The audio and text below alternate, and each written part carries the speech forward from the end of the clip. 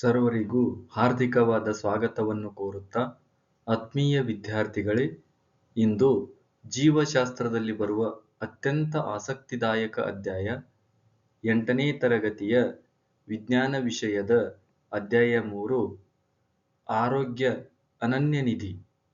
ಆರೋಗ್ಯ ಅನನ್ಯನಿಧಿ ಈ ಅಧ್ಯಾಯದಲ್ಲಿ ನಾವು ಆರೋಗ್ಯ ಎಂದರೇನು, ಆರೋಗ್ಯವಂತ ವ್ಯಕ್ತಿ ಎಂದರೆ ಯಾರು, ವಿವಿಧ ಬಗೆಯ ರೋಗಗಳು, ರೋಗಗಳಿಗೆ ಕಾರಣಗಳು ಮತ್ತು ಪರಿಹಾರಗಳು ಮತ್ತು ಲಸಿಕೆಗಳು ಮತ್ತು ಪ್ರತಿಯೊಬ್ಬರೂ ಯಾವಾಗಲೂ ಆರೋಗ್ಯದಿಂದಿರಬೇಕಾದರೆ ಏನು ಮಾಡಬೇಕು ಎಂಬ ಇತ್ಯಾದಿ ಸಂಪೂರ್ಣ ಮಾಹಿತಿಗಳನ್ನು ಈ ಅಧ್ಯಾಯದಲ್ಲಿ ತಿಳಿದುಕೊಳ್ಳೋಣ. ಸೂಚನಾ ಫಲಕದಲ್ಲಿರುವ ಸುದ್ದಿ ತುಣುಕುಗಳು ನಮ್ಮ ದೇಶದ ಜನರ ಆರೋಗ್ಯದ ಕುರಿತು ಏನನ್ನು ತಿಳಿಸುತ್ತವೆ?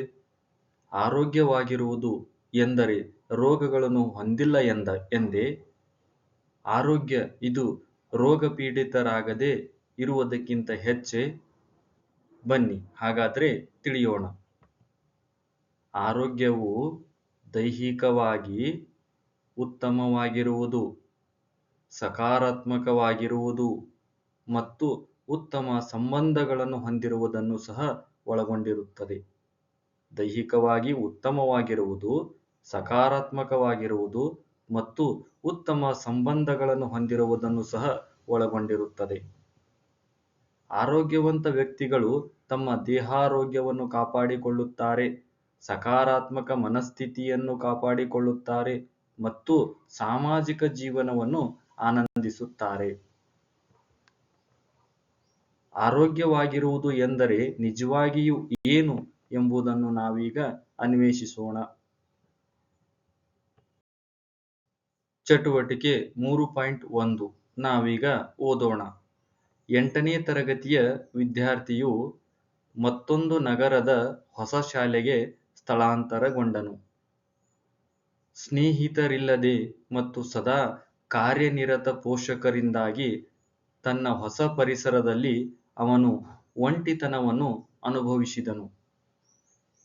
ಇದನ್ನು ನಿಭಾಯಿಸಲು ಅವನು ತನ್ನ ಫೋನ್ ಮತ್ತು ಸಾಮಾಜಿಕ ಜಾಲತಾಣದಲ್ಲಿ ಹೆಚ್ಚು ಸಮಯ ಕಳೆದನು.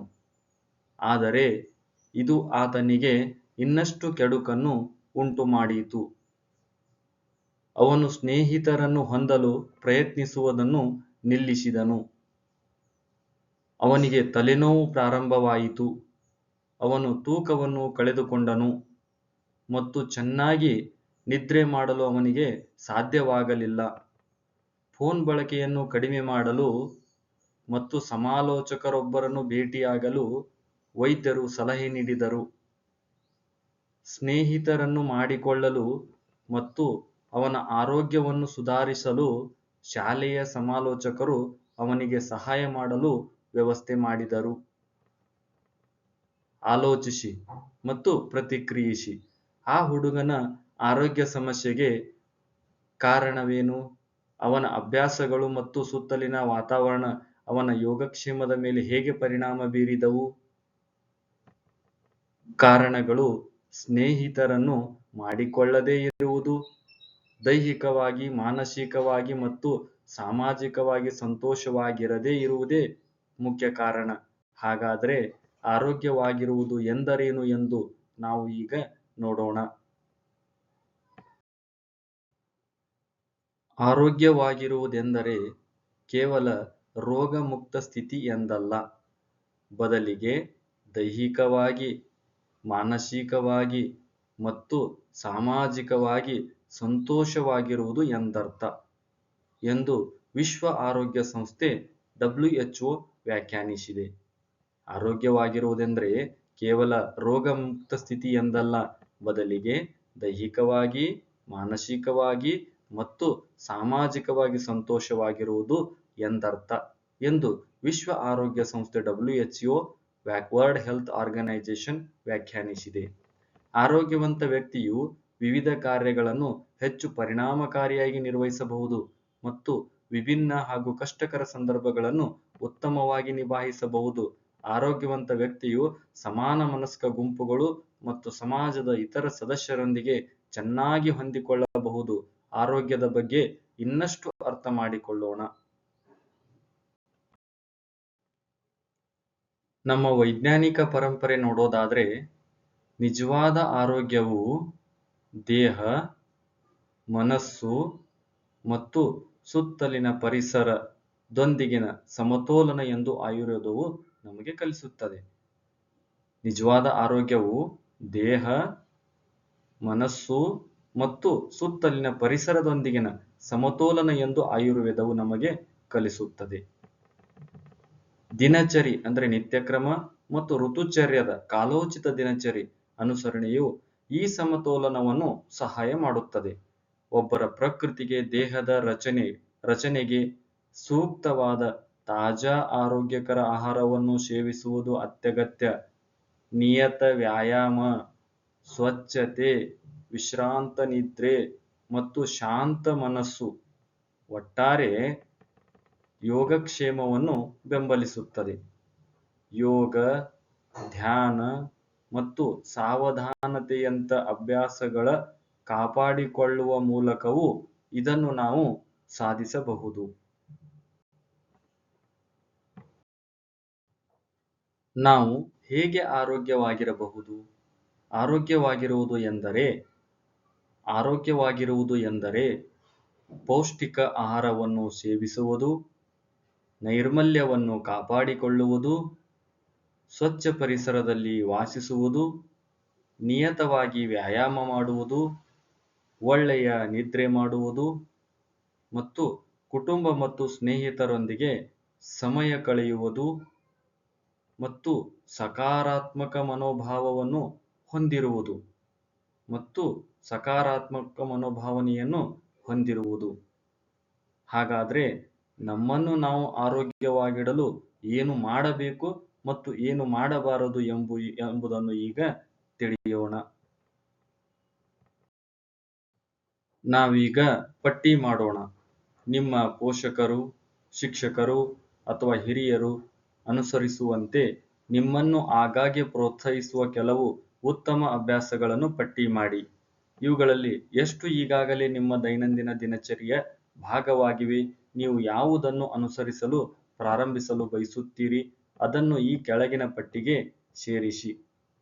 ನಿಮ್ಮನ್ನು ಸ್ವಚ್ಛವಾಗಿರಿಸಿಕೊಳ್ಳಿ ಮತ್ತು ವೈಯಕ್ತಿಕ ನೈರ್ಮಲ್ಯವನ್ನು ಕಾಪಾಡಿಕೊಳ್ಳಿ. ಆರೋಗ್ಯಕರ ಮತ್ತು ಸಂತುಲಿತ ಆಹಾರವನ್ನು ಸೇವಿಸಿ. ನಿಯತವಾಗಿ ವ್ಯಾಯಾಮ ಮಾಡಿ. ಪ್ರತಿದಿನ ವಿಶ್ರಾಂತಿ ಪಡೆಯಲು ಅಥವಾ ಧ್ಯಾನ ಮಾಡಲು ಸಮಯ ಮಾಡಿಕೊಳ್ಳಿ.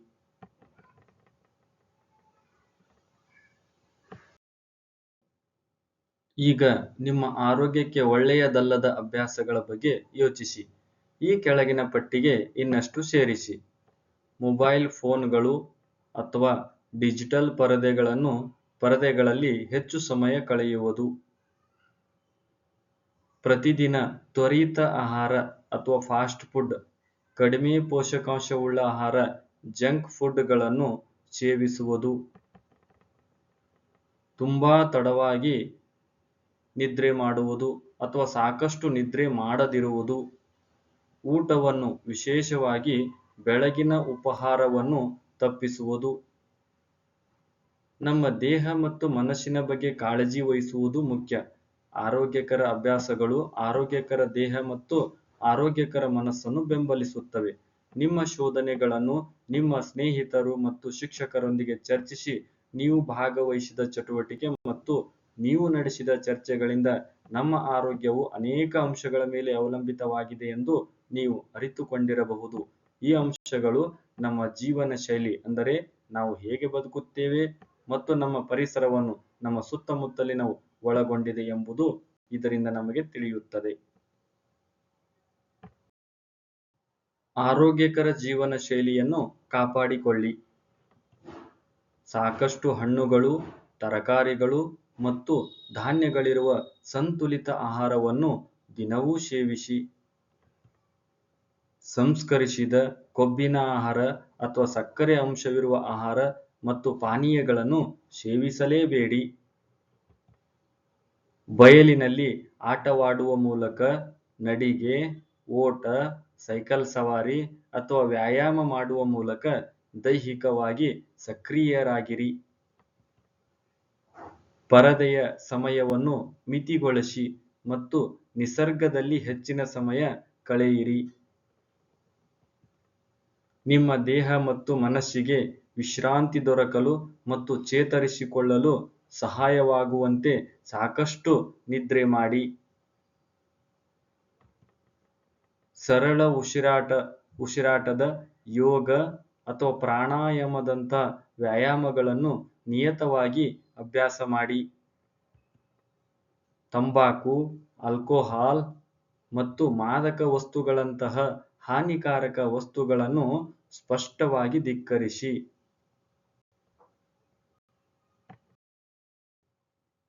ಪರಿಸರವನ್ನು ಸ್ವಚ್ಛವಾಗಿರಿಸಿಕೊಳ್ಳಿ. ಚಟುವಟಿಕೆ 3.3 ನಾವೀಗ ಹೋಲಿಕೆ ಮಾಡೋಣ. ಚಿತ್ರ 3.3a ಮತ್ತು ಚಿತ್ರ 3.3b ಯನ್ನು ನೋಡಿ. ನೀವು ಯಾವ ಆಟದ ಮೈದಾನದಲ್ಲಿ ಆಡಲು ಬಯಸುತ್ತೀರಿ ಮತ್ತು ಏಕೆ? ನಮ್ಮಲ್ಲಿ ಹೆಚ್ಚಿನವರು ಚಿತ್ರ 3.3a ಯಲ್ಲಿ ತೋರಿಸಿರುವ ಆಟದ ಮೈದಾನದಲ್ಲಿ ಆಡಲು ಬಯಸುತ್ತೇವೆ, ಏಕೆಂದರೆ ಇದು ಸ್ವಚ್ಛವಾಗಿದೆ, ಉತ್ತಮವಾಗಿ ನಿರ್ವಹಿಸಲ್ಪಟ್ಟಿದೆ ಮತ್ತು ಸುಂದರವಾಗಿ ಕಾಣುತ್ತಿದೆ. ಚಿತ್ರ 3.3b ಯಲ್ಲಿನ ಆಟದ ಮೈದಾನವು ಕಲುಷಿತಗೊಂಡಿದೆ, ಕೊಳಕಾಗಿದೆ, ಅನಾರೋಗ್ಯಕರವಾಗಿದೆ ಮತ್ತು ನೊಣಗಳು ಹಾಗೂ ಸೊಳ್ಳೆಗಳಿಂದ ತುಂಬಿದೆ.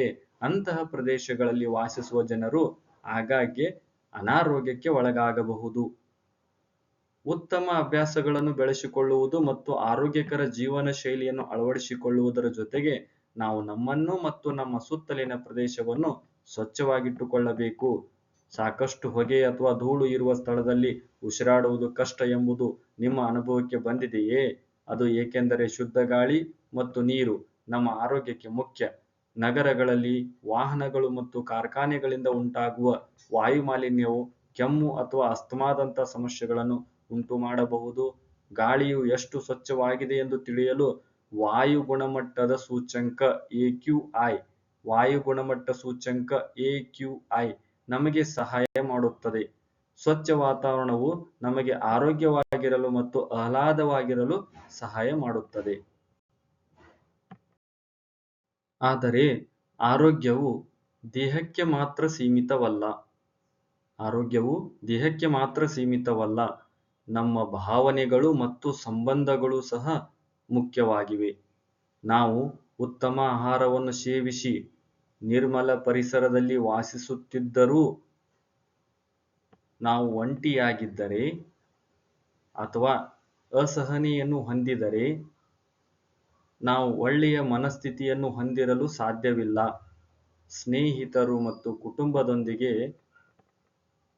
ಸಮಯ ಕಳೆಯುವುದು, ಮಾತನಾಡುವುದು, ನಗುವುದು ಮತ್ತು ಮೋಜು ಮಾಡುವುದು ನಮ್ಮ ಮನಸ್ಸನ್ನು ಆರೋಗ್ಯವಾಗಿಡಲು ಸಹಾಯ ಮಾಡುತ್ತದೆ. ನಾವು ಅಸ್ವಸ್ಥರಾಗಿದ್ದೇವೆ ಎಂದು ನಮಗೆ ಹೇಗೆ ತಿಳಿಯುತ್ತದೆ? ನಮ್ಮನ್ನು ಆರೋಗ್ಯವಾಗಿರಿಸಲು ನಮ್ಮ ದೇಹ ಸಾಮಾನ್ಯವಾಗಿ ಒಂದು ನಿರ್ದಿಷ್ಟ ರೀತಿಯಲ್ಲಿ ಕಾರ್ಯನಿರ್ವಹಿಸುತ್ತದೆ. ನಾವು ಅಸ್ವಸ್ಥರಾಗಿದ್ದಾಗ ನಮ್ಮೊಳಗಿನ ಯಾವುದೋ ಒಂದು ಮಾಡಬೇಕಾದಂತೆ ಕೆಲಸ ಮಾಡದಿರಬಹುದು ಎಂದರ್ಥ.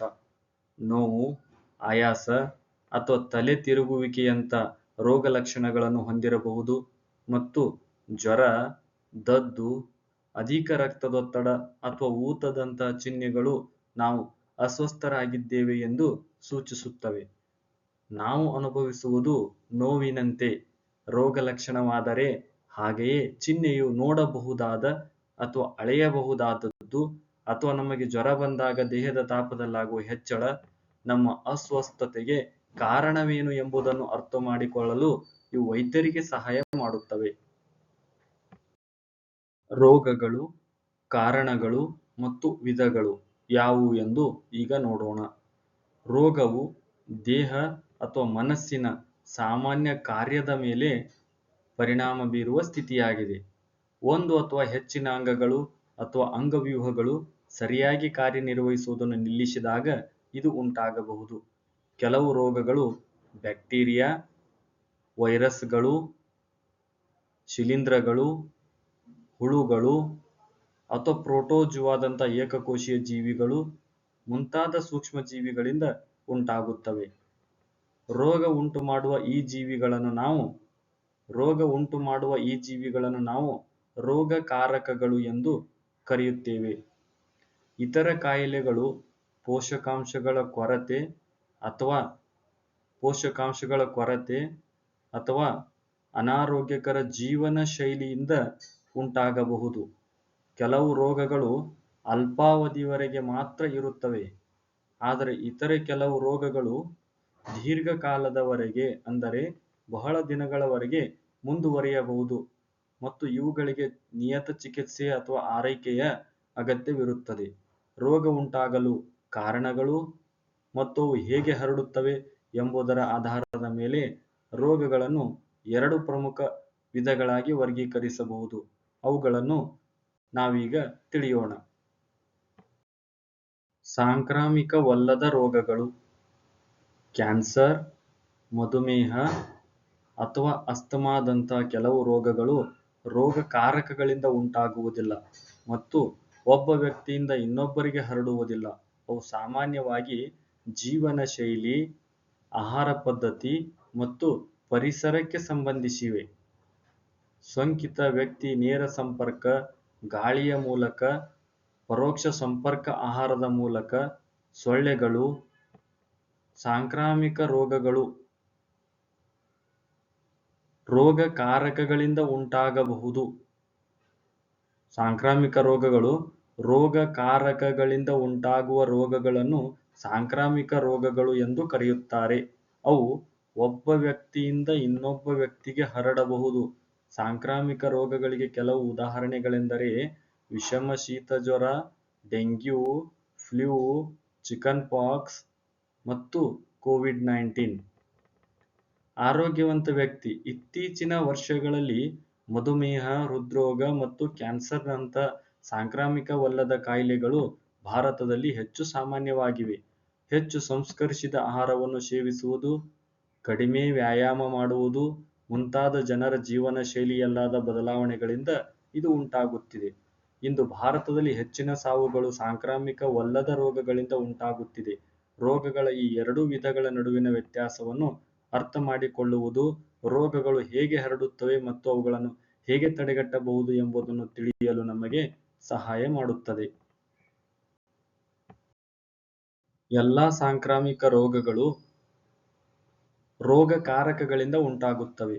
ನಾವು ಉಸಿರಾಡುವ ಗಾಳಿಯ ಮೂಲಕ ಅಥವಾ ಕಲುಷಿತ ಆಹಾರ ಅಥವಾ ನೀರನ್ನು ಸೇವಿಸುವ ಮೂಲಕ ಈ ರೋಗಕಾರಕಗಳು ನಮ್ಮ ದೇಹವನ್ನು ಪ್ರವೇಶಿಸಬಹುದು. ಆದರೆ ಈ ರೋಗಕಾರಕಗಳು ಒಬ್ಬ ವ್ಯಕ್ತಿಯಿಂದ ಇನ್ನೊಬ್ಬರಿಗೆ ಹೇಗೆ ಹರಡುತ್ತವೆ?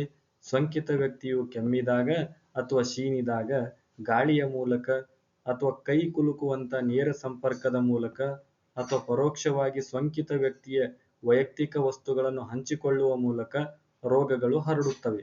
ಕೆಲವು ಸಾಂಕ್ರಾಮಿಕ ರೋಗಗಳು ಕಲುಷಿತ ಕುಡಿಯುವ ನೀರು ಅಥವಾ ಆಹಾರದ ಮೂಲಕ ಹರಡುತ್ತವೆ. ಕೆಲವು ರೋಗಕಾರಕಗಳು ಸೊಳ್ಳೆಗಳು ಮತ್ತು ನೊಣಗಳಂಥ ಕೀಟಗಳಿಂದ ಹರಡುತ್ತವೆ. ಈ ಕೀಟಗಳನ್ನು ವಾಹಕಗಳು ಎಂದು ಕರೆಯುವರು. ರೋಗಗಳು ಹೇಗೆ ಹರಡುತ್ತವೆ ಎಂಬುದನ್ನು ಅರ್ಥಮಾಡಿಕೊಳ್ಳುವ ಮೂಲಕ ನಮ್ಮನ್ನು ಮತ್ತು ಇತರರನ್ನು ರಕ್ಷಿಸಲು ನಾವು ಸರಳ ಕ್ರಮಗಳನ್ನು ತೆಗೆದುಕೊಳ್ಳಬಹುದು. ಈ ಸಾಂಕ್ರಾಮಿಕ ರೋಗಗಳು ಹೇಗೆ ಹರಡುತ್ತವೆ ಮತ್ತು ಅವುಗಳನ್ನು ಹೇಗೆ ತಡೆಗಟ್ಟಬಹುದು ಎಂಬುದನ್ನು ನಾವೀಗ ಕಂಡುಕೊಳ್ಳೋಣ. ಮಾನವರ ಮೇಲೆ ಪರಿಣಾಮ ಬೀರುವ ಕೆಲವು ಸಾಮಾನ್ಯ ಸಾಂಕ್ರಾಮಿಕ ರೋಗಗಳು. 1. ಸಾಮಾನ್ಯ ಶೀತ ಮತ್ತು ಇನ್ಫ್ಲುಯೆಂಜಾ. ಇದು ವೈರಸ್ಗಳಿಂದ ಹರಡುವ ರೋಗವಾಗಿದೆ. ಇದರ ಸೋಂಕಿನ ತಾಣ ಶ್ವಾಸನಾಳ.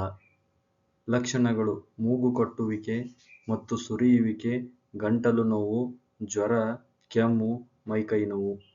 ಮುನ್ನೆಚ್ಚರಿಕೆ ಕ್ರಮಗಳು: ಆಗಾಗ್ಗೆ ಕೈಗಳನ್ನು ತೊಳೆಯುವುದು, ವೈಯಕ್ತಿಕ ವಸ್ತುಗಳನ್ನು ಹಂಚಿಕೊಳ್ಳದಿರುವುದು, ಬಾಯಿ ಮತ್ತು ಮೂಗನ್ನು ಮುಚ್ಚಿಕೊಳ್ಳುವುದು. ಚಿಕನ್ ಪಾಕ್ಸ್ ಅಥವಾ ಅಮ್ಮ. ರೋಗಕಾರಕಗಳು ವೈರಸ್. ಸೋಂಕಿನ ತಾಣ ಶ್ವಾಸನಾಳ ಮತ್ತು ಚರ್ಮ. ಲಕ್ಷಣಗಳು ಸೌಮ್ಯ ಜ್ವರ, ಚರ್ಮದಲ್ಲಿ ತುರಿಕೆ, ದದ್ದುಗಳು ಮತ್ತು ಗುಳ್ಳೆಗಳು.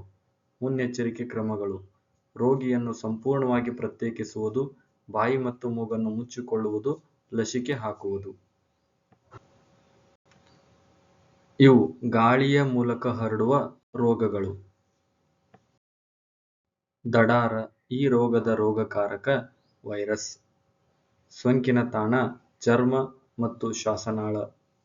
ಲಕ್ಷಣಗಳು ಜ್ವರ, ಗಂಟಲು ನೋವು ಮತ್ತು ಕುತ್ತಿಗೆ, ಕಿವಿಗಳು ಹಾಗೂ ಚರ್ಮದ ಇತರ ಭಾಗಗಳಲ್ಲಿ ಕೆಂಪು ದದ್ದುಗಳು. ಮುನ್ನೆಚ್ಚರಿಕೆ ಕ್ರಮಗಳು: ರೋಗಿಯನ್ನು ಪ್ರತ್ಯೇಕಿಸುವುದು, ಬಾಯಿ ಮತ್ತು ಮೂಗನ್ನು ಮುಚ್ಚಿಕೊಳ್ಳುವುದು, ಉತ್ತಮ ನೈರ್ಮಲ್ಯವನ್ನು ಕಾಪಾಡಿಕೊಳ್ಳುವುದು, ಲಸಿಕೆ ಹಾಕುವುದು. ಕ್ಷಯರೋಗ ಅಥವಾ ಟಿಬಿ ರೋಗಕಾರಕಗಳು ಬ್ಯಾಕ್ಟೀರಿಯಾಗಳು. ಸೋಂಕಿನ ತಾಣ ಶ್ವಾಸಕೋಶಗಳು. ಲಕ್ಷಣಗಳು ಕೆಮ್ಮು, ಜ್ವರ, ಆಯಾಸ, ಹಸಿವಾಗದಿರುವಿಕೆ, ರಾತ್ರಿ ಬೆವರುವುದು. ಮುನ್ನೆಚ್ಚರಿಕೆ ಕ್ರಮಗಳು: ಕ್ಷಯರೋಗ ಸೋಂಕಿತ ಜನರೊಂದಿಗೆ ನಿಕಟ ಸಂಪರ್ಕವನ್ನು ತಪ್ಪಿಸುವುದು, ಬಾಯಿ ಮತ್ತು ಮೂಗನ್ನು ಮುಚ್ಚಿಕೊಳ್ಳುವುದು, ಉತ್ತಮ ನೈರ್ಮಲ್ಯವನ್ನು ಕಾಪಾಡಿಕೊಳ್ಳುವುದು ಮತ್ತು ಲಸಿಕೆಯನ್ನು ಪಡೆಯುವುದು. ಕಲುಷಿತ ನೀರು ಮತ್ತು ಆಹಾರದ ಮೂಲಕ ಹರಡುವ ರೋಗಗಳನ್ನು ನೋಡೋದಾದ್ರೆ ಹೆಪಟೈಟಿಸ್ ಎ ಇದು ವೈರಸ್ಗಳಿಂದ ಬರುವ ರೋಗವಾಗಿದೆ. ಇದರ ಸೋಂಕಿನ ತಾಣ ಪಿತ್ತಜನಕಾಂಗ. ಇದರ ಲಕ್ಷಣಗಳು ಆಯಾಸ, ಜ್ವರ, ಹಸಿವಾಗದಿರುವಿಕೆ, ವಾಕರಿಕೆ, ವಾಂತಿ, ಕಾಮಾಲೆ, ಕಿಬ್ಬೊಟ್ಟೆಯ ಬಲ ಮೇಲ್ಭಾಗದಲ್ಲಿ ನೋವು. ಮುನ್ನೆಚ್ಚರಿಕೆ ಕ್ರಮಗಳು: ಕುದಿಸಿ ಆರಿಸಿದ ನೀರನ್ನು ಕುಡಿಯುವುದು, ಲಸಿಕೆ ಹಾಕಿಸುವುದು. ಕಾಲರಾ ರೋಗ ಬ್ಯಾಕ್ಟೀರಿಯಾಗಳಿಂದ ಬರುವ ರೋಗವಾಗಿದೆ. ಇದರ ಸೋಂಕಿನ ತಾಣ ಕರುಳು. ಲಕ್ಷಣಗಳು ಅತಿಸಾರ ಮತ್ತು ನಿರ್ಜಲೀಕರಣ. ಮುನ್ನೆಚ್ಚರಿಕೆ ಕ್ರಮಗಳು: ವೈಯಕ್ತಿಕ ನೈರ್ಮಲ್ಯ ಮತ್ತು ಉತ್ತಮ ನೈರ್ಮಲ್ಯ ಅಭ್ಯಾಸಗಳನ್ನು ಕಾಪಾಡಿಕೊಳ್ಳುವುದು, ಚೆನ್ನಾಗಿ ಬೇಯಿಸಿದ ಆಹಾರ ಮತ್ತು ಕುದಿಸಿ ಆರಿಸಿದ ಕುಡಿಯುವ ನೀರಿನ ಸೇವನೆ, ಲಸಿಕೆ ಹಾಕಿಸುವುದು. ವಿಷಮ ಶೀತ ಜ್ವರ ಇದು ಬ್ಯಾಕ್ಟೀರಿಯಾದಿಂದ ಬರುವ ರೋಗವಾಗಿದೆ. ಇದರ ಸೋಂಕಿನ ತಾಣ ಕರುಳು. ಲಕ್ಷಣಗಳು ತಲೆನೋವು, ಕಿಬ್ಬೊಟ್ಟೆಯ ಅಸ್ವಸ್ಥತೆ, ಜ್ವರ ಮತ್ತು ಅತಿಸಾರ. ಮುನ್ನೆಚ್ಚರಿಕೆ ಕ್ರಮಗಳು: ವೈಯಕ್ತಿಕ ನೈರ್ಮಲ್ಯ ಮತ್ತು ಉತ್ತಮ ನೈರ್ಮಲ್ಯ ಅಭ್ಯಾಸಗಳನ್ನು ಕಾಪಾಡಿಕೊಳ್ಳುವುದು, ಚೆನ್ನಾಗಿ ಬೇಯಿಸಿದ ಆಹಾರ ಮತ್ತು ಕುದಿಸಿ ಆರಿಸಿದ ಕುಡಿಯುವ ನೀರಿನ ಸೇವನೆ, ಲಸಿಕೆ ಹಾಕಿಸುವುದು. ಅಸ್ಕ್ಯಾರಿಯಾಸಿಸ್ ದುಂಡು ಹುಳುಗಳು ಇದರ ರೋಗಕಾರಕ ಹುಳುಗಳು. ಸೋಂಕಿನ ತಾಣ ಕರುಳು. ಲಕ್ಷಣಗಳು ಮಲದಲ್ಲಿ ಹುಳುಗಳು, ಹಸಿವಾಗದಿರುವಿಕೆ, ಕುಂಠಿತ ಬೆಳವಣಿಗೆ, ಅತಿಸಾರ, ತೂಕ ನಷ್ಟ, ರಕ್ತಹೀನತೆ. ಮುನ್ನೆಚ್ಚರಿಕೆ ಕ್ರಮಗಳು: ವೈಯಕ್ತಿಕ ನೈರ್ಮಲ್ಯ ಮತ್ತು ಉತ್ತಮ ನೈರ್ಮಲ್ಯ ಅಭ್ಯಾಸಗಳನ್ನು ಕಾಪಾಡಿಕೊಳ್ಳುವುದು, ಚೆನ್ನಾಗಿ ಬೇಯಿಸಿದ ಆಹಾರ ಮತ್ತು ಕುದಿಸಿ ಆರಿಸಿದ ಕುಡಿಯುವ ನೀರಿನ ಸೇವನೆ. ಕೀಟಗಳಿಂದ ಹರಡುವ ರೋಗಗಳನ್ನು ನೋಡೋದಾದ್ರೆ ಮಲೇರಿಯಾ ಪ್ರೋಟೋಜುವಾಗಳಿಂದ ಹರಡುವ ರೋಗವಾಗಿದೆ.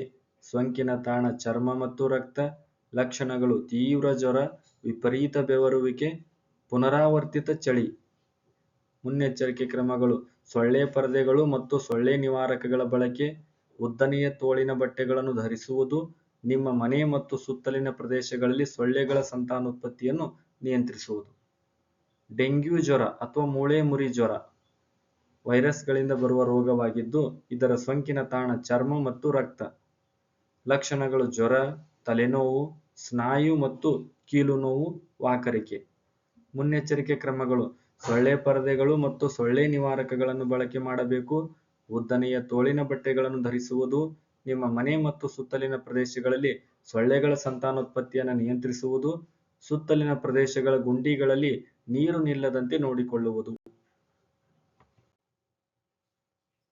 ಕೋಷ್ಟಕ 3.1 ಅಧ್ಯಯನ ಮಾಡುವ ಮೂಲಕ ಸಾಂಕ್ರಾಮಿಕ ರೋಗಗಳು ಹೇಗೆ ಹರಡುತ್ತವೆ ಮತ್ತು ಅವುಗಳನ್ನು ಹೇಗೆ ತಡೆಗಟ್ಟಬಹುದು ಎಂಬುದನ್ನು ನಾವು ಅರ್ಥ ಮಾಡಿಕೊಳ್ಳಬಹುದು. ಕೆಲವು ಸರಳವಾದ ಆದರೆ ಪ್ರಮುಖ ಮುನ್ನೆಚ್ಚರಿಕೆಗಳು ಇಲ್ಲಿವೆ.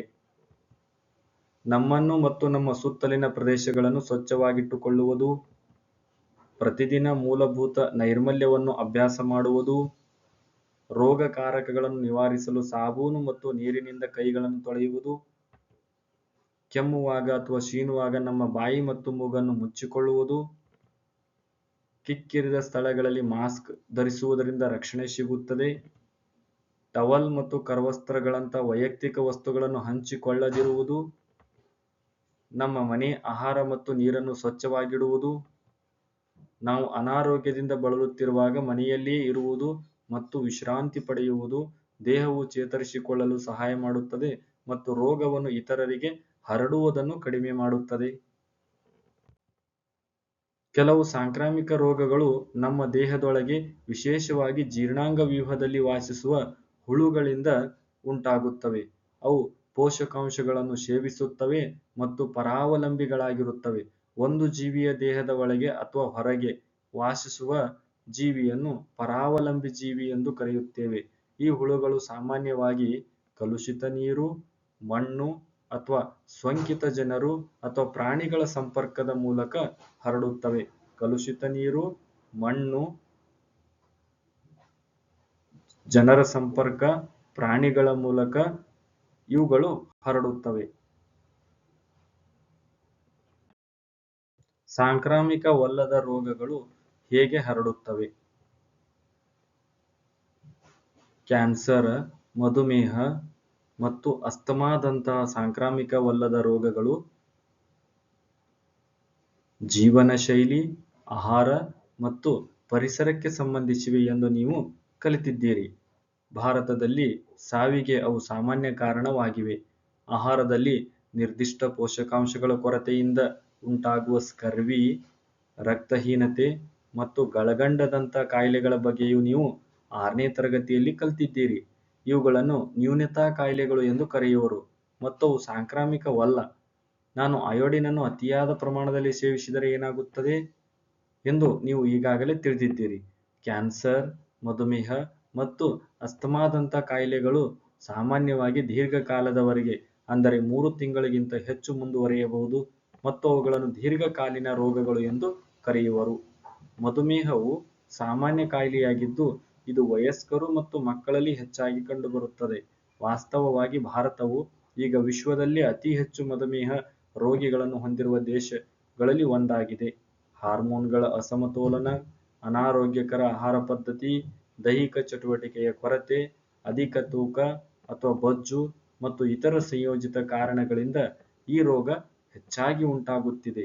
ನಾವೀಗ ಸಾಂಕ್ರಾಮಿಕವಲ್ಲದ ರೋಗಗಳಿಗೆ ಕಾರಣಗಳು ಮತ್ತು ಅವುಗಳ ತಡೆಗಟ್ಟುವಿಕೆಯ ಬಗ್ಗೆ ಇನ್ನಷ್ಟು ತಿಳಿದುಕೊಳ್ಳೋಣ. ಚಟುವಟಿಕೆ 3.5 ನಾವೀಗ ಸಮೀಕ್ಷೆ ಮಾಡೋಣ. ನಿಮ್ಮ ನೆರೆಹೊರೆಯಲ್ಲಿ ಜೀವನ ಶೈಲಿಗೆ ಸಂಬಂಧಿಸಿದ 3 ಸಾಮಾನ್ಯ ಕಾಯಿಲೆಗಳನ್ನು ಪತ್ತೆ ಮಾಡಿ, ಈ ರೋಗಗಳನ್ನು ತಡೆಗಟ್ಟಲು ಅಥವಾ ನಿರ್ವಹಿಸಲು ಸಹಾಯ ಮಾಡುವ ಆರೋಗ್ಯದ ಬಗ್ಗೆ ಮತ್ತು ಬದಲಾಯಿಸಬೇಕಾದ ಜೀವನ ಶೈಲಿಯ ಬಗ್ಗೆ ತಿಳಿದಿರುವ ವೈದ್ಯರು, ದಾದಿಯರು, ಆರೋಗ್ಯ ಕಾರ್ಯಕರ್ತರು ಅಥವಾ ಕುಟುಂಬದ ಸದಸ್ಯರೊಂದಿಗೆ ಮಾತನಾಡಿ.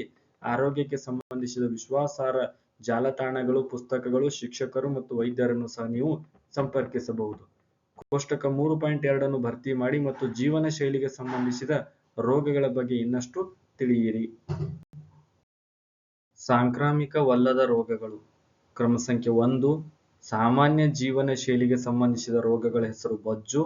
ಚಿಹ್ನೆಗಳು ಮತ್ತು ಲಕ್ಷಣಗಳು ನೋಡೋದಾದ್ರೆ ಅತಿಯಾದ ದೈಹಿಕ ತೂಕ ಮತ್ತು ಆಯಾಸ, ಕೀಲು ನೋವು. ಜೀವನ ಶೈಲಿ ಬದಲಾವಣೆಗಳ ಬಗ್ಗೆ ನೀಡಲಾದ ಸಲಹೆ: ಸಂತುಲಿತ ಆಹಾರವನ್ನು ಸೇವಿಸುವುದು ಮತ್ತು ನಿಯತವಾಗಿ ವ್ಯಾಯಾಮ ಮಾಡುವುದು. ಮಧುಮೇಹ ರೋಗ. ಚಿಹ್ನೆಗಳು, ಲಕ್ಷಣಗಳು: ಪದೇ ಪದೇ ಮೂತ್ರ ವಿಸರ್ಜನೆ, ಅತಿಯಾದ ಬಾಯಾರಿಕೆ, ತೂಕ ಕಡಿಮೆಯಾಗುವಿಕೆ, ಆಯಾಸ, ನಿಧಾನ ಗುಣವಾಗುವಿಕೆ. ಜೀವನ ಶೈಲಿ ಬದಲಾವಣೆಗಳು ನೀಡಲಾದ ಸಲಹೆ: ಸಕ್ಕರೆ ಮತ್ತು ಸಂಸ್ಕರಿಸಿದ ಕಾರ್ಬೋಹೈಡ್ರೇಟ್ ಆಹಾರವನ್ನು ನಿಯಂತ್ರಿಸಿ, ನಾರಿನಂಶ ಹೆಚ್ಚಿರುವಂಥ ತರಕಾರಿ ಧಾನ್ಯಗಳನ್ನು ಬಳಸಿ, ದೇಹದ ತೂಕವನ್ನು ನಿಯಂತ್ರಣದಲ್ಲಿಟ್ಟುಕೊಳ್ಳಿ. ರಕ್ತದ ಏರೊತ್ತಡ. ಲಕ್ಷಣಗಳು: ತಲೆನೋವು ಮತ್ತು ತಲೆಸುತ್ತು, ಆಯಾಸ ಅಥವಾ ಗೊಂದಲ. ನೀಡಲಾದ ಸಲಹೆ: ಆಹಾರದಲ್ಲಿ ಉಪ್ಪಿನ ಬಳಕೆ ಕಡಿಮೆ ಮಾಡಿ, ದಿನನಿತ್ಯ 30 ನಿಮಿಷ ಲಘು ವ್ಯಾಯಾಮ ಮಾಡಿ. ಒಬ್ಬ ವಿಜ್ಞಾನಿಯಾಗಿ ಡಾಕ್ಟರ್ ಕಮಲ್ ರಣದೀವೆ ಒಬ್ಬ ಪ್ರವರ್ತಕ ಜೀವವೈದ್ಯಕೀಯ ಬಯೋಮೆಡಿಕಲ್ ಸಂಶೋಧಕರಾಗಿದ್ದರು. ಕ್ಯಾನ್ಸರ್ ಅನ್ನು ತಡೆಗಟ್ಟುವಲ್ಲಿ ಮತ್ತು ಅದರ ಚಿಕಿತ್ಸೆಯನ್ನು ಸುಧಾರಿಸುವಲ್ಲಿ ಹಾರ್ಮೋನುಗಳು ಮತ್ತು ಕೆಲವು ವೈರಸ್ಗಳು ಹೇಗೆ ಸಂಬಂಧಿಸಿವೆ ಎಂದು ಅವರು ಅಧ್ಯಯನ ಮಾಡಿದರು. ಆರೋಗ್ಯಕರ ಜೀವನ ಶೈಲಿಯ ಮಹತ್ವವನ್ನು ಎತ್ತಿ ತೋರಿಸುವ ಮೂಲಕ ತಂಬಾಕು, ಆಹಾರ ಪದ್ಧತಿ ಮತ್ತು ಮಾಲಿನ್ಯವು ಕ್ಯಾನ್ಸರ್ನ ಅಪಾಯವನ್ನು ಹೇಗೆ ಹೆಚ್ಚಿಸುತ್ತದೆ ಎಂಬುದನ್ನು ಅವರ ಕೆಲಸವು ತೋರಿಸಿದೆ. ರೋಗಗಳನ್ನು ತಡೆಗಟ್ಟುವುದು ಮತ್ತು ನಿಯಂತ್ರಿಸುವುದು ಹೇಗೆ? ರೋಗವನ್ನು ಗುಣಪಡಿಸುವುದಕ್ಕಿಂತ ಅದು ಬಾರದಂತೆ ತಡೆಗಟ್ಟುವುದೇ ಮೇಲು ಎಂಬ ನಾಣ್ಣುಡಿಯನ್ನು ನೀವು ಕೇಳಿರಬಹುದು. ಸಾಂಕ್ರಾಮಿಕ ಮತ್ತು ಸಾಂಕ್ರಾಮಿಕವಲ್ಲದ ರೋಗಗಳಿಂದ ನಮ್ಮನ್ನು ರಕ್ಷಿಸಿಕೊಳ್ಳುವುದು ಮುಖ್ಯ. ನಾವೀಗ ಓದೋಣ. ಒಡಿಶಾ ಸಮುದಾಯದ ನೇತೃತ್ವದ ನೈರ್ಮಲ್ಯ ಅಭಿಯಾನ. ಒಡಿಶಾದ ಭದ್ರಕ ಜಿಲ್ಲೆಯಲ್ಲಿ ಸಮುದಾಯ ನೈರ್ಮಲ್ಯ ಅಭಿಯಾನವು ಹೆಚ್ಚಿನ ಜನರಿಗೆ ಶೌಚಾಲಯಗಳನ್ನು ನಿರ್ಮಿಸಲು ಮತ್ತು ಬಳಸಲು ಸಹಾಯ ಮಾಡಿತು. ಇದು ಬಯಲು ಮಲ ವಿಸರ್ಜನೆಯನ್ನು ಗಮನಾರ್ಹವಾಗಿ ಕಡಿಮೆ ಮಾಡಿತು ಮತ್ತು ಅತಿಸಾರ ಹಾಗೂ ಸೋಂಕುಗಳ ಪ್ರಕರಣಗಳು ತೀವ್ರವಾಗಿ ಇಳಿಕೆಯಾದವು ಮತ್ತು ಮಕ್ಕಳ ಆರೋಗ್ಯವನ್ನು ಸುಧಾರಿಸಿತು. ಈ ಪ್ರಕರಣ ಅಧ್ಯಯನದಿಂದ ನೀವು ಯಾವ ತೀರ್ಮಾನಕ್ಕೆ ಬರುವಿರಿ? ಉತ್ತಮ ನೈರ್ಮಲ್ಯದಂತಹ ಸರಳ ಕ್ರಮಗಳು ಸಾಂಕ್ರಾಮಿಕ ರೋಗಗಳ ಹರಡುವಿಕೆಯನ್ನು ಬಹಳವಾಗಿ ಕಡಿಮೆ ಮಾಡಬಹುದು. ನಿಮ್ಮ ಸ್ಥಳದಲ್ಲಿ ನಡೆದ ಇಂತಹ ಸಮುದಾಯದ ಅಭಿಯಾನಗಳ ಬಗ್ಗೆ ತಿಳಿದುಕೊಳ್ಳಿ, ನಿಮ್ಮ ತರಗತಿಯಲ್ಲಿ ಹಂಚಿಕೊಳ್ಳಿ ಮತ್ತು ಇಂತಹ ಉಪಕ್ರಮಗಳನ್ನು ಪರಿಣಾಮದ ಬಗ್ಗೆ ನಿಮ್ಮ ಗೆಳೆಯರೊಂದಿಗೆ ಚರ್ಚಿಸಿ. ರೋಗಗಳ ವಿರುದ್ಧ ಹೋರಾಡುವ ದೇಹದ ಸಾಮರ್ಥ್ಯ. ರೋಗಗಳ ವಿರುದ್ಧ ಹೋರಾಡುವ ದೇಹದ ಸಾಮರ್ಥ್ಯ. ಒಂದೇ ರೀತಿಯ ಪರಿಸರದಲ್ಲಿ ವಾಸಿಸುತ್ತಿದ್ದರೂ ಕೆಲವು ಜನರು ಇತರರಿಗಿಂತ ಹೆಚ್ಚು ಪದೇ ಪದೇ ಅನಾರೋಗ್ಯಕ್ಕೆ ಒಳಗಾಗುತ್ತಾರೆ ಎಂಬುದನ್ನು ನೀವು ಗಮನಿಸಿರಬಹುದು. ಏಕೆ ಎಂದು ನಿಮಗೆ ತಿಳಿದಿದೆಯೇ? ರೋಗಗಳ ವಿರುದ್ಧ ಹೋರಾಡುವ ನಮ್ಮ ದೇಹದ ನೈಸರ್ಗಿಕ ಸಾಮರ್ಥ್ಯವನ್ನು ರೋಗ ನಿರೋಧಕ ಶಕ್ತಿ ಎಂದು ಕರೆಯುವರು. ರೋಗಗಳ ವಿರುದ್ಧ ಹೋರಾಡುವ ನಮ್ಮ ದೇಹದ ನೈಸರ್ಗಿಕ ಸಾಮರ್ಥ್ಯವನ್ನು ರೋಗ ನಿರೋಧಕ ಶಕ್ತಿ ಎಂದು ಕರೆಯುವರು. ನಮ್ಮ ದೇಹವು ರೋಗಗಳ ವಿರುದ್ಧ ಹೋರಾಡಲು ಸಹಾಯ ಮಾಡುವ ರೋಗ ನಿರೋಧಕ ವ್ಯವಸ್ಥೆ ಎಂಬ ವಿಶೇಷ ವ್ಯವಸ್ಥೆಯನ್ನು ಹೊಂದಿದೆ.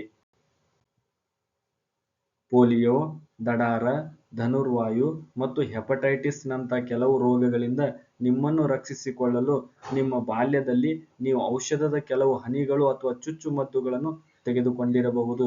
ಇವುಗಳನ್ನು ನಾವು ಲಸಿಕೆಗಳು ಎಂದು ಕರೆಯುತ್ತೇವೆ. ವೈರಸ್ಗಳು ಮತ್ತು ಬ್ಯಾಕ್ಟೀರಿಯಾದಿಂದ ಉಂಟಾಗುವ ಗಂಭೀರ ಸೋಂಕುಗಳನ್ನು ತಡೆಗಟ್ಟಲು ಇವು ಸಹಾಯ ಮಾಡುತ್ತವೆ. ಹಾನಿಕಾರಕ ಸೂಕ್ಷ್ಮಜೀವಿಗಳನ್ನು ಗುರುತಿಸಲು ಮತ್ತು ಅವುಗಳ ಮೇಲೆ ದಾಳಿ ಮಾಡಲು ರೋಗ ನಿರೋಧಕ ವ್ಯವಸ್ಥೆಗೆ ತರಬೇತಿ ನೀಡುವ ಮೂಲಕ ಲಸಿಕೆಯು ನಮ್ಮ ದೇಹಕ್ಕೆ ಕೆಲವು ರೋಗಗಳ ವಿರುದ್ಧ ಹೋರಾಡಲು ಸಹಾಯ ಮಾಡುತ್ತದೆ. ಹೀಗೆ ಅದು ಗಳಿಸಿಕೊಂಡ ರೋಗ ನಿರೋಧಕ ಶಕ್ತಿಯನ್ನು ಒದಗಿಸುತ್ತದೆ. ಇದು ದೇಹವು ರೋಗಕಾರಕಗಳಿಗೆ ತೆರೆದುಕೊಂಡಾಗ ಅಥವಾ ಲಸಿಕೆಯನ್ನು ಪಡೆದಾಗ ಗಳಿಸಿದ ರೋಗ ನಿರೋಧಕ ಶಕ್ತಿಯಾಗಿದೆ. ದುರ್ಬಲ ಅಥವಾ ಸತ್ತ ರೋಗಕಾರಕಗಳಿಂದ, ಅಂದರೆ ವೈರಸ್ಗಳು ಅಥವಾ ಬ್ಯಾಕ್ಟೀರಿಯಾಗಳಂಥ ಅಥವಾ ರೋಗಕಾರಕದ ನಿಷ್ಕ್ರಿಯ ಅಥವಾ ನಿರುಪದ್ರವಿ ಭಾಗಗಳಿಂದ ಲಸಿಕೆಗಳನ್ನು ವಿಭಿನ್ನ ರೀತಿಯಲ್ಲಿ ತಯಾರಿಸಬಹುದು. ಕೆಲವು ಹೊಸ ಲಸಿಕೆಗಳು ನಮ್ಮ ದೇಹದ ಜೀವಕೋಶಗಳಿಗೆ ಸೂಕ್ಷ್ಮಜೀವಿಯ ನಿರುಪದ್ರವಿ ಭಾಗವನ್ನು ಮಾಡಲು ಸೂಚಿಸುತ್ತವೆ. ನಂತರ ನಮ್ಮ ರೋಗ ನಿರೋಧಕ ವ್ಯವಸ್ಥೆಯು ಹೋರಾಡಲು ಕಲಿಯುತ್ತದೆ. ಉದಾಹರಣೆಗೆ, ಗಾಯಗೊಂಡಾಗ ಸಾಮಾನ್ಯವಾಗಿ ನೀಡಲಾಗುವ ಧನುರ್ವಾಯು ಚುಚ್ಚುಮದ್ದು ಧನುರ್ವಾಯುವಿಗೆ ಕಾರಣವಾಗುವ ಬ್ಯಾಕ್ಟೀರಿಯಾದ ಸೋಂಕಿನ ವಿರುದ್ಧ ರಕ್ಷಣೆ ನೀಡುತ್ತದೆ. ಇದು ನಿಷ್ಕ್ರಿಯಗೊಳಿಸಿದ ಬ್ಯಾಕ್ಟೀರಿಯಾದ ವಿಷವಸ್ತುವನ್ನು ಹೊಂದಿದ್ದು, ರೋಗವನ್ನು ಉಂಟುಮಾಡದೆ ರೋಗದ ವಿರುದ್ಧ ರಕ್ಷಣೆಯನ್ನು ಅಭಿವೃದ್ಧಿಪಡಿಸಲು ರೋಗ ನಿರೋಧಕ ವ್ಯವಸ್ಥೆಗೆ ಸಹಾಯ ಮಾಡುತ್ತದೆ. ಮೊದಲು ಲಸಿಕೆಯನ್ನು ಯಾವಾಗ ಆವಿಷ್ಕರಿಸಲಾಯಿತು ಎಂದು ನಿಮಗೆ ತಿಳಿದಿದೆಯೇ? ಹಾಗಾದರೆ ನೋಡೋಣ. ಎಡ್ವರ್ಡ್ ಜೆನ್ನರ್ ಮತ್ತು ಸಿಡುಬು ಲಸಿಕೆ. ಸಿಡುಬು ಒಂದು ಮಾರಣಾಂತಿಕ ಕಾಯಿಲೆಯಾಗಿದ್ದು, ಅದು ಗುಳ್ಳೆಗಳನ್ನು ಉಂಟುಮಾಡಿತು ಮತ್ತು ಲಕ್ಷಾಂತರ ಜನರನ್ನು ಕೊಂದಿತು. ಹಸುಗಳಲ್ಲಿ ಕಂಡುಬರುವ ಕೌ ಪಾಕ್ಸ್ ಎಂಬ ಸೌಮ್ಯ ರೋಗವು ಮನುಷ್ಯರಲ್ಲೂ ಸೋಂಕು ಉಂಟುಮಾಡಬಹುದು. 1700ರ ದಶಕದ ಉತ್ತರಾರ್ಧದಲ್ಲಿ ಇಂಗ್ಲಿಷ್ ವೈದ್ಯ ಎಡ್ವರ್ಡ್ ಜೆನ್ನರ್ ಕೌಪಾಕ್ಸ್ ಹೊಂದಿರುವ ಜನರಿಗೆ ಸಿಡುಬು ಬರುವುದಿಲ್ಲ ಎಂದು ಕಂಡುಹಿಡಿದರು. ಇದು ಮೊದಲ ಲಸಿಕೆಯ ಆವಿಷ್ಕಾರಕ್ಕೆ ಕಾರಣವಾಯಿತು ಮತ್ತು ಜನರನ್ನು ಸಿಡುಬು ರೋಗದಿಂದ ರಕ್ಷಿಸಲು ಸಹಾಯ ಮಾಡಿತು. ನಮ್ಮ ವೈಜ್ಞಾನಿಕ ಪರಂಪರೆ ಆಧುನಿಕ ಲಸಿಕೆಗಳಿಗಿಂತ ಬಹಳ ಹಿಂದೆಯೇ ಸಿಡುಬು ರೋಗದ ವಿರುದ್ಧ ರಕ್ಷಣೆ ಪಡೆಯಲು ಭಾರತವು ವೆರಿಯೋಲೇಷನ್ ಎಂಬ ಸಾಂಪ್ರದಾಯಿಕ ವಿಧಾನವನ್ನು ಹೊಂದಿತ್ತು. ಈಗಾಗಲೇ ಸಿಡುಬು ರೋಗದಿಂದ ನರಳುತ್ತಿದ್ದ ವ್ಯಕ್ತಿಯ ಹುಣ್ಣುಗಳಿಂದ ಸ್ವಲ್ಪ ಅಂಶವನ್ನು ತೆಗೆದುಕೊಂಡು ಆರೋಗ್ಯವಂತ ವ್ಯಕ್ತಿಯ ಚರ್ಮವನ್ನು ಕೆರೆದು ಸೇರಿಸಿ ಸೌಮ್ಯ ಸೋಂಕನ್ನು ಉಂಟುಮಾಡಿ ರೋಗ ನಿರೋಧಕ ಶಕ್ತಿಯನ್ನು ನಿರ್ಮಾಣ ಮಾಡುವುದನ್ನು ಈ ವಿಧಾನವು ಒಳಗೊಂಡಿತ್ತು. ಇದನ್ನು ನಿರ್ವಹಿಸುತ್ತಿದ್ದ ಜನರನ್ನು ಟೀಕೆದಾರರು ಅಥವಾ ಲಸಿಕಾಧಿಕಾರಿಗಳು ಎಂದು ಕರೆಯಲಾಗುತ್ತಿತ್ತು. ಒಬ್ಬ ವಿಜ್ಞಾನಿಯಂತೆ ಯೋಚಿಸಿ. ಅವಲೋಕನಗಳು.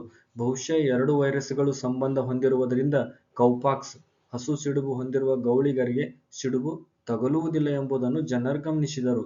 ಊಹೆ. ಕೌಪಾಕ್ಸ್ ಗುಳ್ಳೆಗಳ ಕಿವಿನಲ್ಲಿರುವ ಅಂಶವು ಜನರನ್ನು ಸಿಡುಬಿನಿಂದ ರಕ್ಷಿಸಿದೆ. ಪ್ರಯೋಗ. ಅವರು ಕೌಪಾಕ್ಸ್ ರಸವನ್ನು ಒಬ್ಬ ಹುಡುಗನ ದೇಹಕ್ಕೆ ಚುಚ್ಚಿ ಸೇರಿಸುವ ಮೂಲಕ ಇದನ್ನು ಪರೀಕ್ಷಿಸಿದರು. ನಂತರ ಸಿಡುಬು ರೋಗಾಣುವಿಗೆ ಒಡ್ಡಿಕೊಂಡ ಆ ಹುಡುಗ ಅನಾರೋಗ್ಯದಿಂದ ನರಳಲಿಲ್ಲ. ಫಲಿತಾಂಶಗಳು. ಕೌಪಾಕ್ಸ್ ರಸದಿಂದ ಸೋಂಕಿಗೆ ಒಳಗಾದ ಜನರು ಈಗ ಸಿಡುಬಿಗೆ ನಿರೋಧತೆಯನ್ನು ಬೆಳೆಸಿಕೊಂಡಿದ್ದಾರೆ ಎಂದು ಅವರು ಕಂಡುಕೊಂಡರು.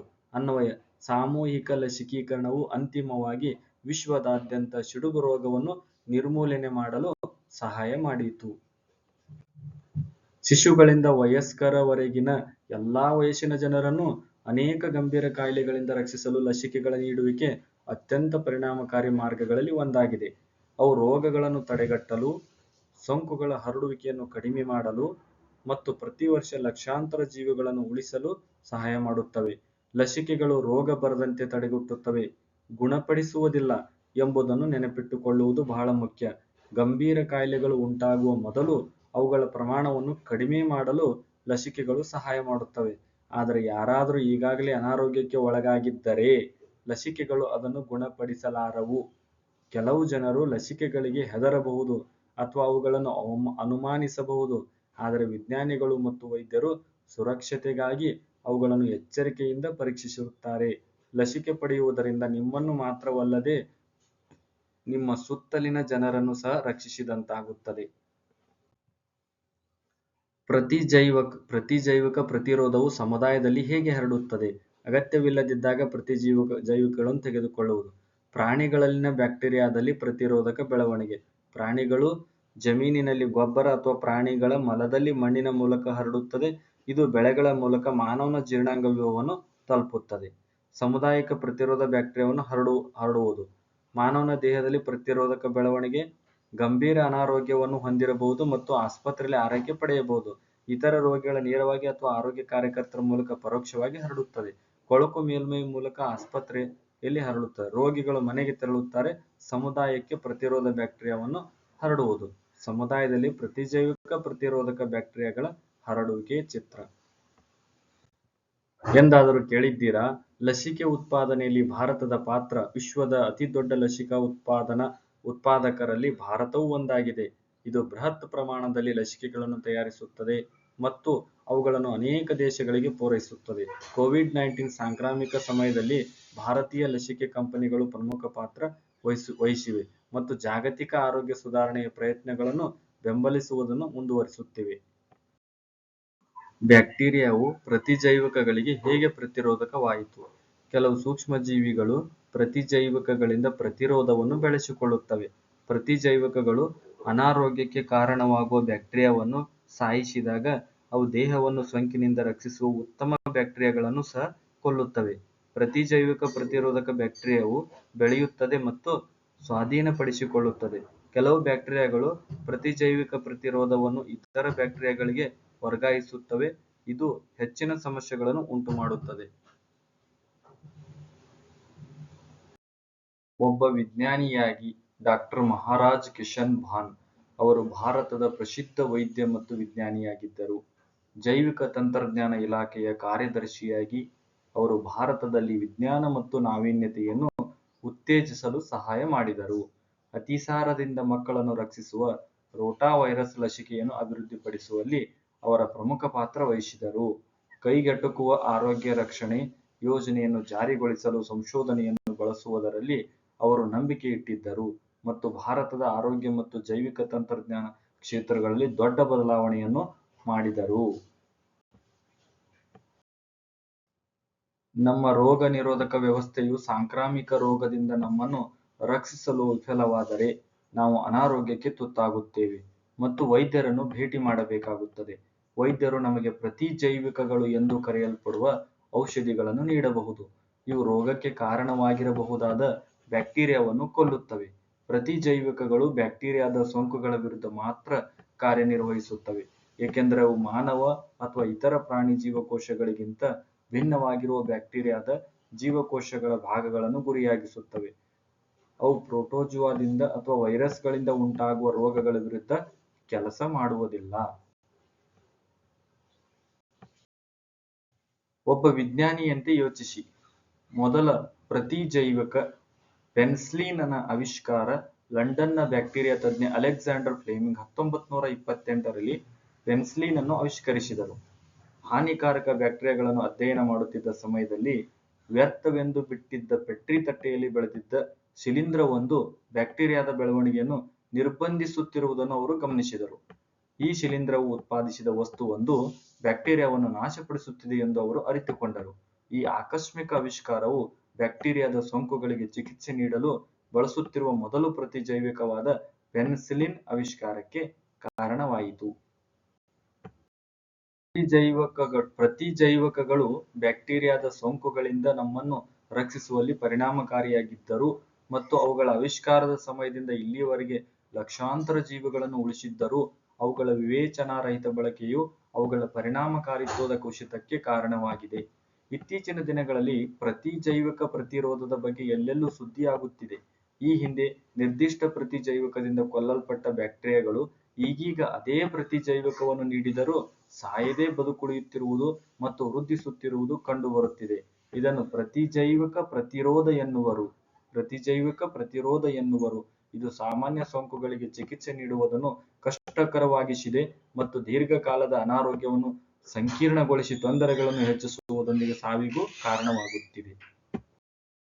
ಚಟುವಟಿಕೆ 3.7 ನಾವೀಗ ತೀರ್ಮಾನಿಸೋಣ.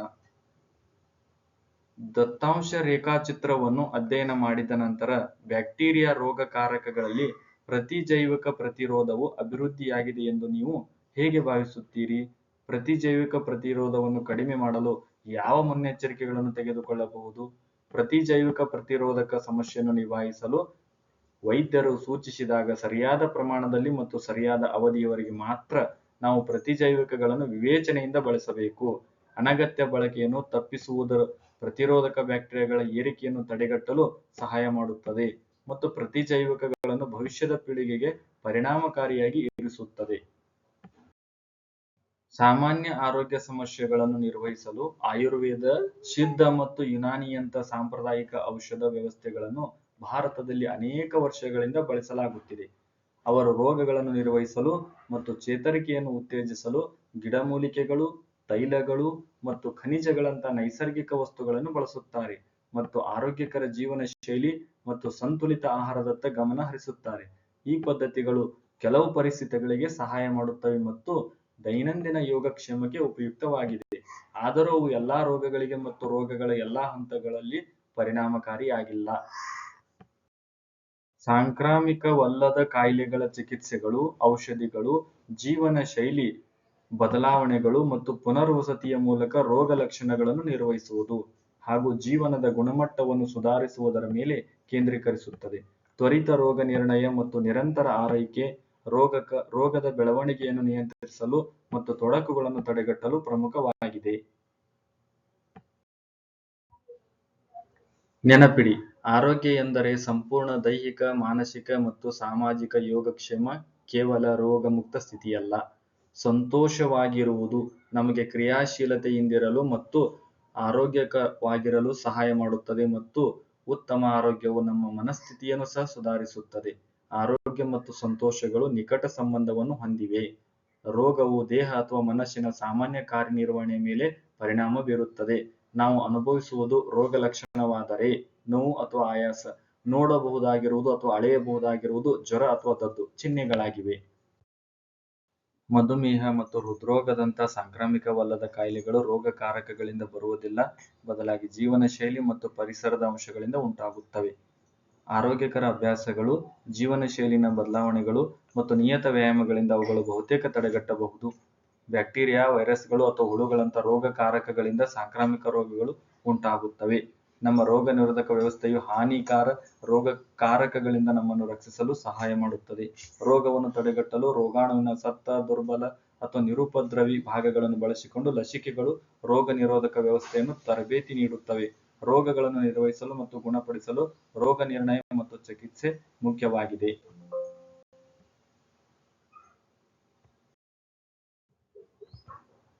ಧನ್ಯವಾದಗಳು.